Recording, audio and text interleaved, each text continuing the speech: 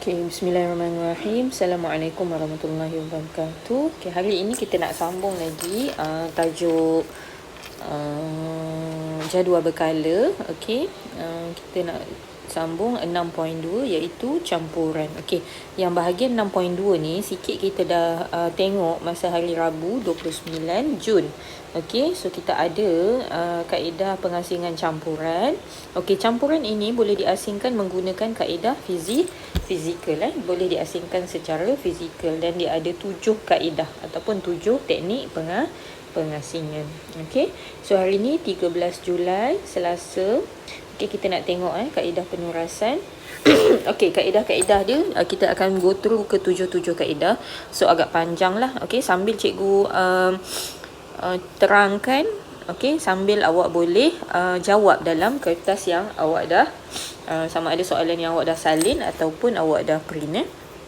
Okay, A, yang pertama ialah kaedah penurasan. Okay, kaedah penurasan digunakan untuk mengasingkan bahan pepejal yang tidak larut daripada cecair di dalam satu campuran antara cecair dan pepejal. Okay, so bahan yang tidak larut.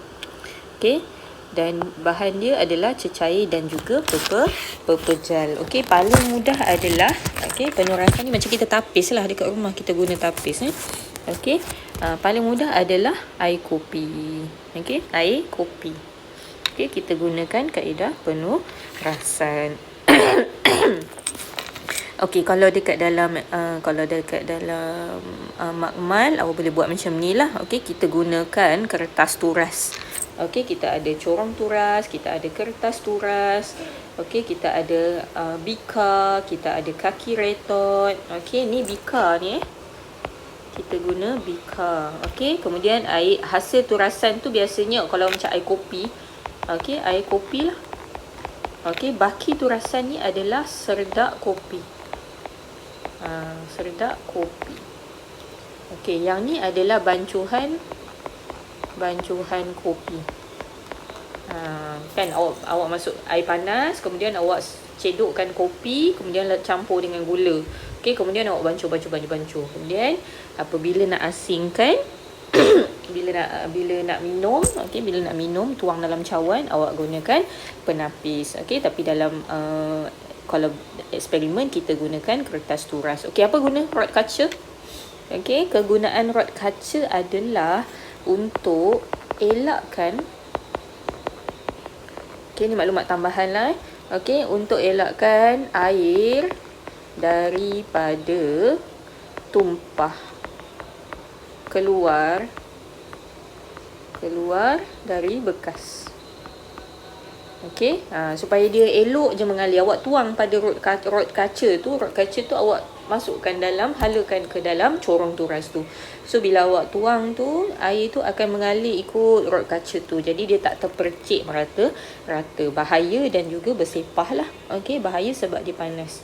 Okey, kaki retot dia akan memegang alat lah. Kalau macam corong turas lah dia pegang. Okey, kita letak aja dekat situ supaya dia boleh pegang elok corong turas tu. Jadi kita tak payah gunakan tenaga banyak untuk maksudnya awak nak satu tangan nak pegang rod kaca, satu tangan nak tuang, betul tak? Okey, jadi kaki retot tu dia akan pegang corong penapis tu. Okey, corong turas. Okey, so dikata kat sini, apakah keadaan jirim bagi pasir dan air? Okey, yang ni dia gunakan pasir dan juga air suling. So pasir adalah pepejal. Okey, keadaan jirim dia pasir adalah pepejal. Okey, dan air adalah cecair lah. Okey, seterusnya, adakah pasir dapat diasingkan secara fizikal? Ya. Okey, ia dapat diasingkan secara fizikal. Okey, namakan baki turasan dan hasil turasan dalam aktiviti ini. So baki turasan adalah pasir dan hasil turasan adalah air lah. Okey, air ataupun cecair. Okey, so itu adalah kaedah penurasan. Okey, kita nak tengok kaedah yang kedua, kaedah penyulingan. Okey, kaedah penyulingan ialah teknik yang digunakan untuk mengasingkan campuran cecair dan cecair. Okey, cecair dan cecair yang terlarut, campur dan mempunyai takat didih berbeza. Okey, ada dua jenis cecair dan dia mempunyai takat didih yang berbeza. Okey, bagaimanakah proses penyulingan berlaku? Okey, so proses penyulingan ni, okey, dia kalau yang simple boleh, tak ada masalah, tapi dia tak dia tak berapa tepat. Okey, kaedah penyulingan yang paling tepat, yang paling efektif sekali adalah yang menggunakan bahan ataupun alat radas yang ada di makmal kita lah. Okey. Cikgu tak pasti makmal kita biasa ada ke tak ada, sebab kita sekolah baru kan. Okay, tapi biasanya lah paling orang kata paling asas sekali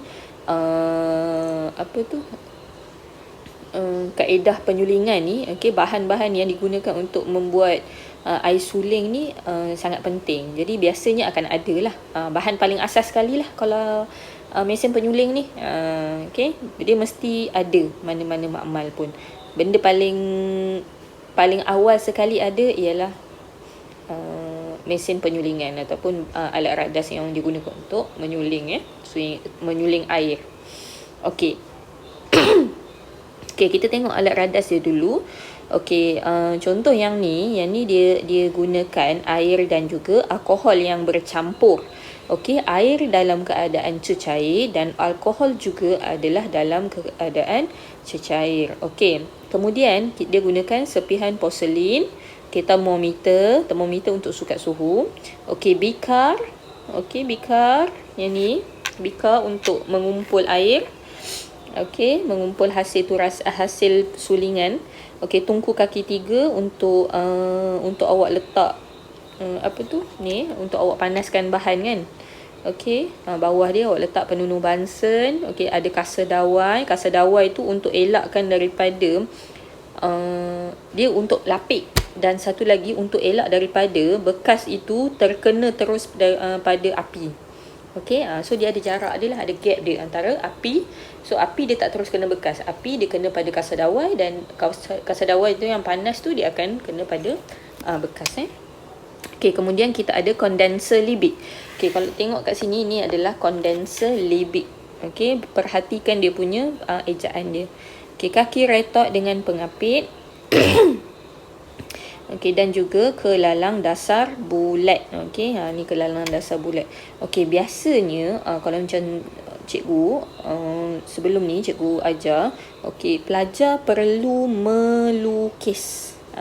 Pelajar perlu melukis susunan alat radas. Okey, jadi kesemua ni awak kena lukis lah. Okey, untuk dalam peperiksaan ataupun dia bahagi sebahagian, awak kena lukis sebahagian dan juga kena namakan. Itu adalah antara soalan yang akan ditanya. Okey, so nak kena tahulah, nak kena study lah benda-benda ni. Okey, di mana air keluar, di mana air masuk, di mana kedudukan tungku kaki 3. Okey, mana satu kondenser libik, mana satu kelalang dasar bulat. Okey, termometer nak letak macam mana. Tengok ni, termometer kita kena kepit pada apa tu. Okey, dia tak letakkan dekat situ Okey, ini adalah gabus. Okey, gabus sama ada gabus getah ataupun gabus kayu. Tapi biasanya kita guna gabus getah lah. Gabus getah tu kita cucuk masuk termometer kat dalam tu. Okey, tapi kena hati-hati sebab termometer tu dia akan pecah kalau awak terlalu ganas. Okey, sebab dia diperbuat daripada kaca, dan bahan dalam termometer ni, merkuri ni, dia sangat bahaya bila dia pecah, dia akan terkeluar pada bekas. Dia sangat bahaya. Okey. Okey, yang pertama, tuangkan campuran air dan alkohol ke dalam kelalang dasar bulat sehingga separuh penuh dan tambahkan beberapa serpihan porselin di dalamnya. Okey, serpihan porselin. Agak-agak kenapa dia gunakan serpihan porselin ni? Okey, cikgu pun tak pasti kenapa dia letakkan serpihan porselin ni. Okey, nanti cikgu akan cari kenapa. Cikgu bagi tahu kat awak Okey, kemudian yang kedua, alirkan paip melalui kondenser libik. Okey, awak kena alirkan paip lah. Air paip tu okey, daripada air masuk kemudian dia akan keluar ke atas ni, bawah, okey, ke atas. Okey, jadi air tu dia ada kegunaan dia lah. Okey, yang ketiga, panaskan campuran air dan alkohol dan kumpulkan cecair yang mengalir dari kondenser libik menggunakan bikar. Okey, so bila alkohol dan air ni dah dipanaskan, okey, dia akan teruap ke atas lah. Okey, bila dia akan teruap ke atas, wap tu akan lalu ikut masuk dalam ni. Okey, dan wap air tu, okey, dia akan disejukkan, dia akan bertukar jadi titisan air. Kenapa dia disejukkan? Okey, dia disejukkan oleh air yang lalu dekat sini, sebab suhu air ni akan lebih rendah daripada suhu wap air. Okey, jadi wap air tu dia akan wap tu dia akan jadi titisan-titisan air lah. Kemudian dia boleh menitik-nitik masuk dalam bikar. Okey, dia akan terkumpul lah dalam bikar tu. Okey, kemudian yang keempat, rekodkan suhu cecair ketika cecair mula keluar dari kondenser. Tentukan takat didih cecair tersebut. Okey, suhu pada kondenser ni, okey, bila wap air, okey, suhu cecair ketika cecair mula keluar dari kondenser. Okey, so kondenser libik, okey, dekat sini.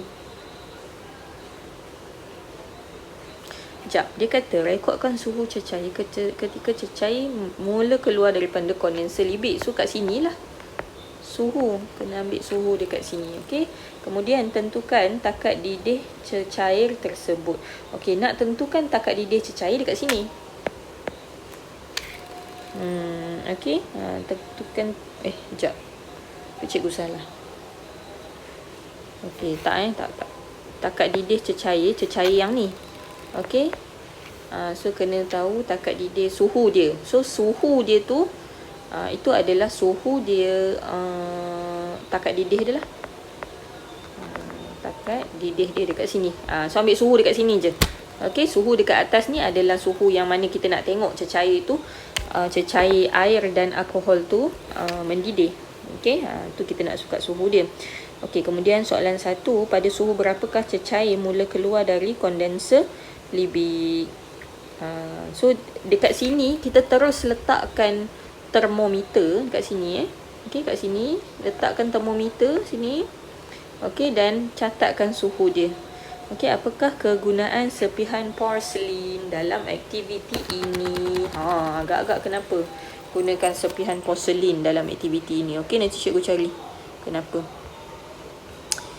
Okey,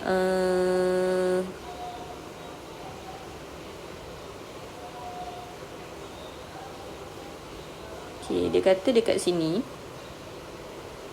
Dia kata kat sini, minyak wangi dihasilkan melalui proses penyulingan. Okey, so ini adalah salah satu proses menghasilkan minyak wangi. Okey, kat proses penyulingan ni. Okey, sebab itulah, okey, proses penyulingan ni, okey, dia boleh buat dalam skala yang kecil dan dia boleh buat dalam skala yang besar. Bila guna skala yang kecil, macam kita boleh buat dekat makmal lah. Tapi kuantiti yang kita akan dapat adalah sedikit. Bila orang nak buat minyak wangi, dia gunakan skala yang besar. Okey, bila dia gunakan alat radas yang skala yang besar, okey, jadi kos dia sangat tinggi dan juga berbahaya. Okey, berbahaya. Tengok kondenser libik dia, kondenser dia besar. Okey, kemudian dia punya tempat untuk ia bakar. Okey, dia panaskan cecair. Tengok ni kelopak bunga ros yang dididihkan dengan air. Okey, kelopak bunga ros dia campur dengan air. Benda ni simple je sebenarnya, tapi okey, simple. Okey, kaedah dia simple, tapi disebabkan oleh proses dia, okey, proses dia yang berbahaya. Okey, dia tak ada banyak sangat guna bahan. Tapi proses dia bahaya sebab dia gunakan api yang kuat, suhu dia akan jadi tinggi. Kemudian dia kena, okey, kalau tengok dekat sini ada kondenser kan. Okey, kondenser ni kita perlukan air keluar, air masuk dan juga air keluar. Okey, nak kena setting air tersebut. Okey, berapa laju air tu, berapa suhu dia, apa semua tu. Okey, yang sesuai untuk menghasilkan minyak wangi yang berkualiti. Sebab itulah minyak wangi kalau lagi mahal harga dia, lagi berkualiti. Okey, lagi berkualiti. Tapi hati-hatilah bila minyak wangi ada alkohol. So dia agak rigid. Bukan kita tak boleh pakai minyak wangi yang ada alkohol, kita boleh pakai. Tapi okey, bila minyak wangi ada alkohol ni, okey, perkara-perkara tertentu yang kita perlu buat, kita tak boleh.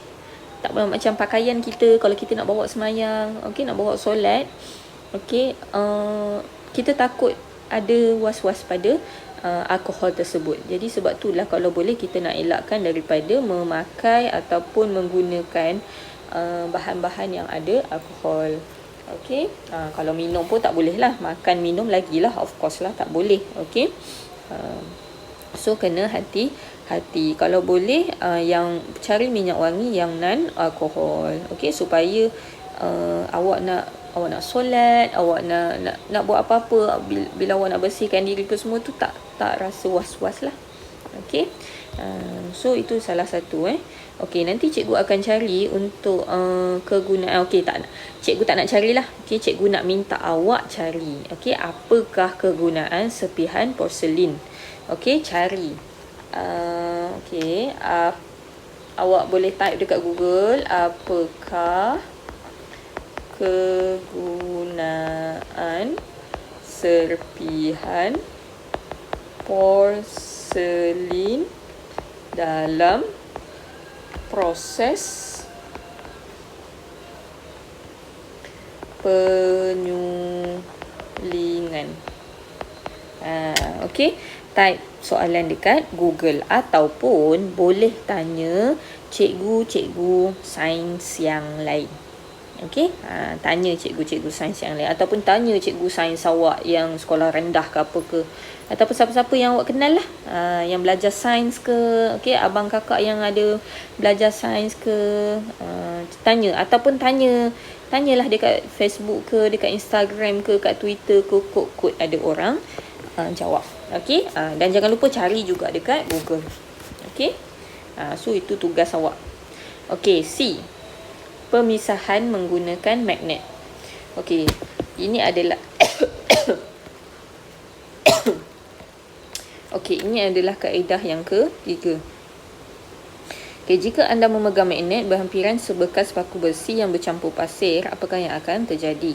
Okey, paku besi yang merupakan logam yang bersifat magnet akan ditarik oleh magnet.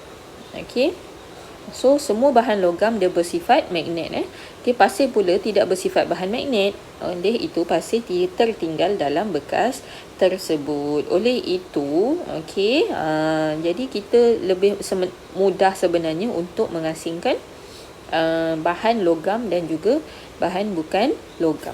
Okay, tarikan magnet boleh digunakan untuk mengasingkan dua bahan pepejal yang bersifat bahan magnet dan tidak bersifat bahan magnet. Okey, dua bahan pepejal. Okey, kemudian bahan magnet dan bahan bukan magnet. Okey, besi, nikel, kobalt ialah contoh logam yang bersifat bahan magnet. Emas, gangsa, besi dan aluminium pula adalah contoh logam yang tidak bersifat magnet. Oh, ada juga logam yang tidak bersifat magnet. Okey, so bahan magnet, okey, logam. Okey, logam. Okey, dia ada dua. Bahan magnet dan bahan bukan magnet. Cikgu pun dah lupa dah, benda dah lama tinggal.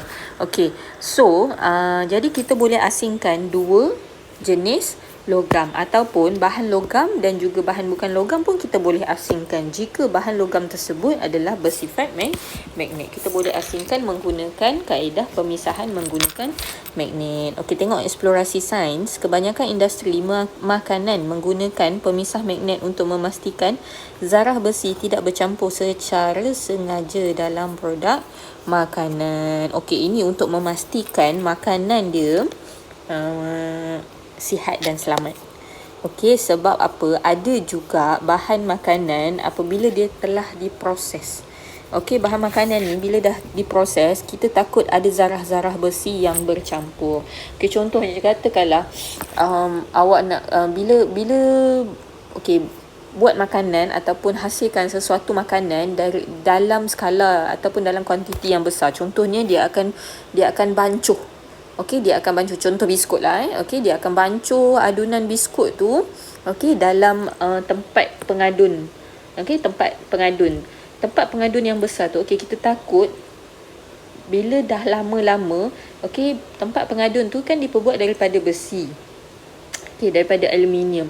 Jadi bila dah lama-lama kita takut bahan tu dah mula terhakis. Okey, mula terhakis. Lama-lama dia akan mula terhakis. Jadi bahan yang terhakis tu kadang-kadang tu kita tak nampak sebab dia zarah-zarah dia kecil.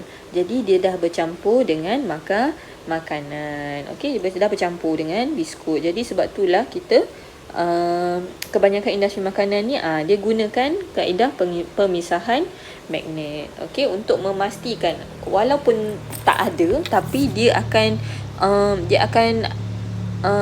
detect juga. Okey, dia akan detect juga supaya dia akan buat juga ujian pemisahan magnet tu supaya makanan itu selamat. Okey, untuk memastikan makanan tersebut selamat. Okey, contoh yang dekat bawah ni, gambar foto ni, magnet yang sangat kuat digunakan untuk mengasingkan besi dan keluli daripada bahan buangan yang lain. Okey, so ini kalau dekat tempat kita jarang lah. Okey, jarang lah. Sebab kita biasanya kalau ada pun dekat premis tertentu, dekat kilang-kilang ataupun tempat-tempat pengasingan tertentu lah. Okey, dalam skala kalau dekat negara kita ni cikgu tak pastilah ada skala besar ke tak. Okey, dump site ni macam tempat bahan buangan tapi yang khas untuk keluli dan juga besi sahaja. Maksudnya orang akan kumpul dekat situ. Okey, cikgu tak pastilah ada ke tak dalam skala yang besar. Mungkin ada lah kan. Okey, sebab kita pun banyak guna bahan besi. Tapi biasanya kalau dalam skala yang kecil banyak. Okey, yang skala yang kecil banyak. Jadi dia tak adalah guna mesin yang macam ni. Okey, magnet macam ni. Taklah yang besar macam jengkaut ni, tak. Okey, tapi dia gunakan yang simple-simple sahaja. Okey, tapi still menggunakan kaedah pemisahan menggunakan magnet. Okey, ini aktiviti yang boleh digunakan,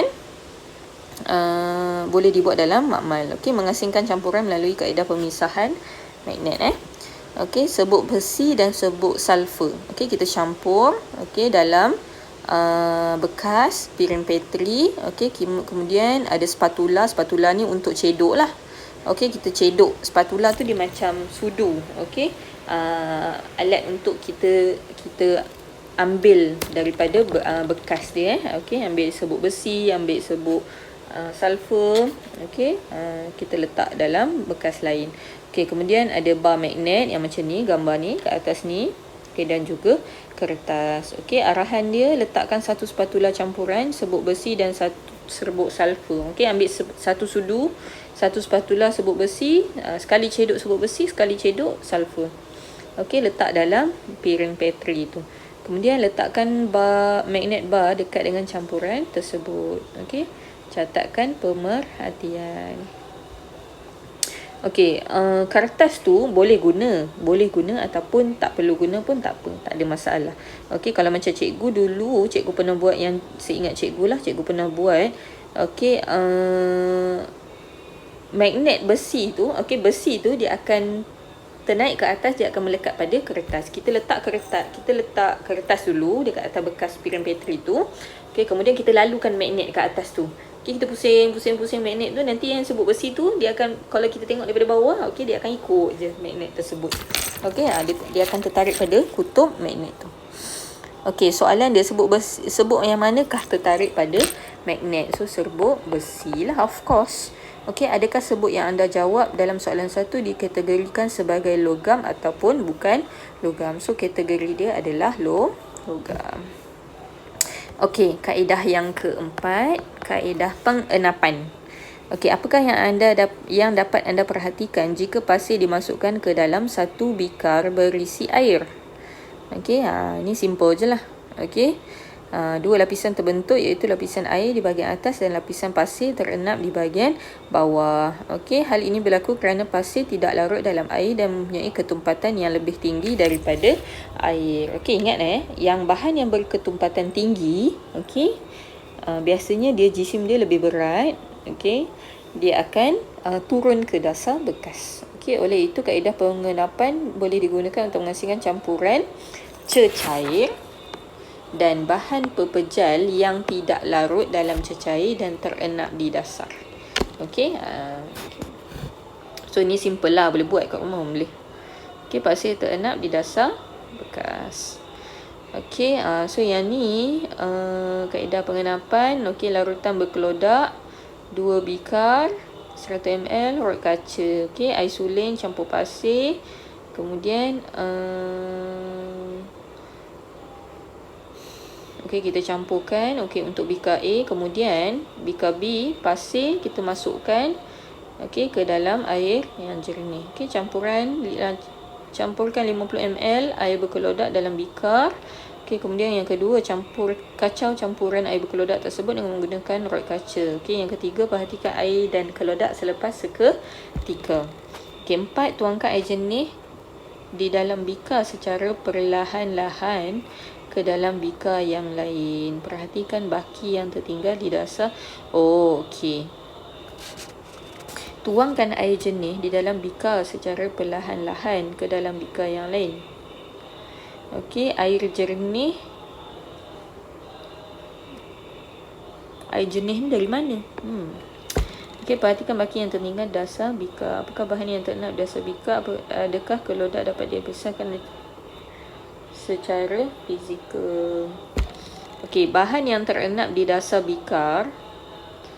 Okey, sekejap. Pasir, air suling, air berkelodak tu maksudnya air okey, ini adalah premix lah. Premix. Okey, so air suling dengan pasir tu dia campurkan. Okey, kemudian dia letakkan ke bawah. Dia biarkan. Okey, jadi pasir tu akan terenap di bawah.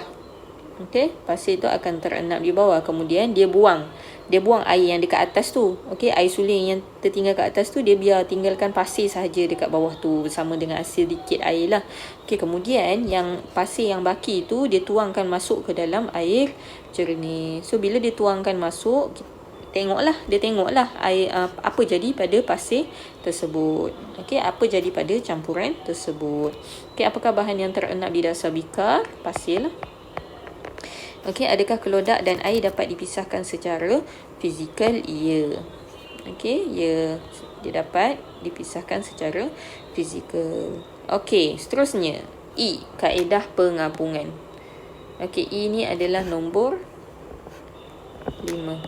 Okey, kaedah yang ke-5. Kaedah pengapungan boleh digunakan untuk mengasingkan bahan yang tidak larut dan terapung di atas permukaan air. Kalau kaedah pengenapan, dia terenap di dalam air. Okey, dia turun ke dasar bekas. Tapi yang ini, kaedah pengapungan, dia terapung di permukaan air. Okay, contohnya minyak mempunyai ketumpatan yang lebih rendah daripada air. Oleh itu, minyak terapung di atas permukaan air. Corong pemisah dapat digunakan untuk mengasingkan minyak dan air. Anda boleh jalankan aktiviti untuk memahami dengan lebih lanjut. Okey. So ni biasanya. Okey, biasanya kalau awak tengok, okey, contohnya macam katakanlah bekas tu Okey, bekas yang berminyak, kemudian awak letak dalam sinki isi air. Jadi minyak tu akan terapung dalam air tersebut. Okey, dia automatik macam itulah. Okey, ini adalah disebabkan oleh ketumpatan minyak yang lebih rendah berbanding dengan ketumpatan air. Okey, kita tengok aktiviti dia. Mengasingkan campuran dengan menggunakan kaedah pengapungan. Okey, bahan dan radas. Okey, campuran air dan minyak, bika dan corong pemisah. Okey, tuangkan 100 ml campuran air dan minyak ke dalam sebuah bika. Catatkan perkara yang dapat diperhatikan. Masukkan campuran tersebut ke dalam corong pemisah. Okey, so ini corong pemisah dia macam ni bentuk dia. Okey, cikgu tak pasti ada ke tak ada dekat amal kita. Okey, tapi tak apa, kita tak buat pun. Kita akan tengok macam ni je.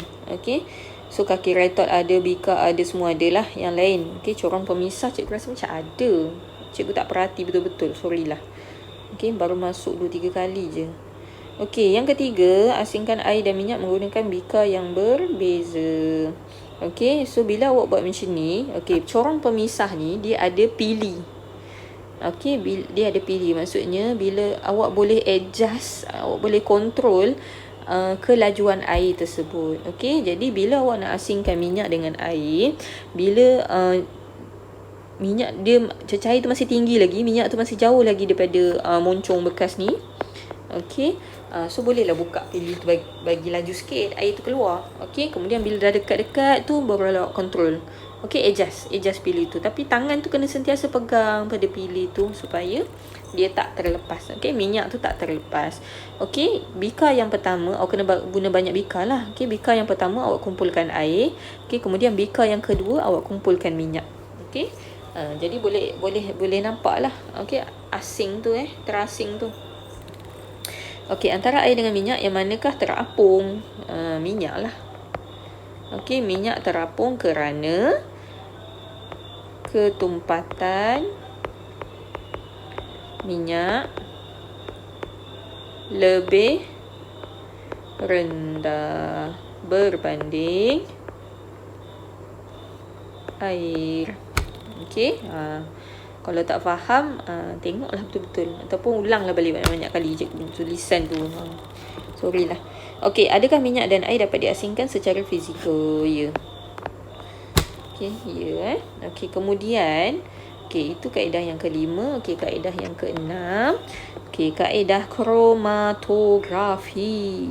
Okey, apa dia kaedah kromatografi ni? Okey, kaedah pengasingan seperti penurasan dan penyulingan memerlukan jumlah campuran yang banyak untuk mengasingkan bahan. Okey, bagaimanakah caranya untuk mengasingkan jumlah campuran yang sedikit? Salah satu kaedahnya adalah kaedah kromatografi. Okey, kaedah kromatografi ni dia mengasingkan jumlah campuran yang sedikit. Kaedah ini biasa digunakan untuk memeriksa pemalsuan dokumen dengan mengasingkan pewarna-pewarna dan dalam dakwat pen yang digunakan. Okey, selain itu, kromatografi juga membolehkan kita memeriksa jika terdapat bahan pewarna makanan yang berbahaya di dalam suatu makanan. Okey, so walaupun dia simple tapi banyak kegunaan dia. Okey, sekarang ni tambah macam sekarang ni lah kan, macam-macam jenis pewarna, warna macam-macam. Cikgu paling anti sekali, cikgu tak tahulah kenapa. Cikgu memang tak akan minum lah.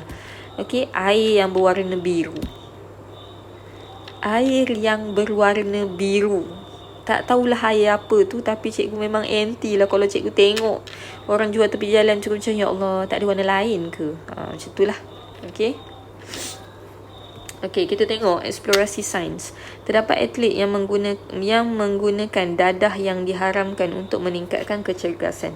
Okey, sampel air kencing diuji untuk mengesan kandungan dadah dalam badan dengan menggunakan kaedah kromatografi. Okey, so kaedah yang simple tapi banyak kegunaan dia. Okey. Okey, aktiviti 6.9, tujuan mengasingkan campuran menggunakan kaedah kromatografi.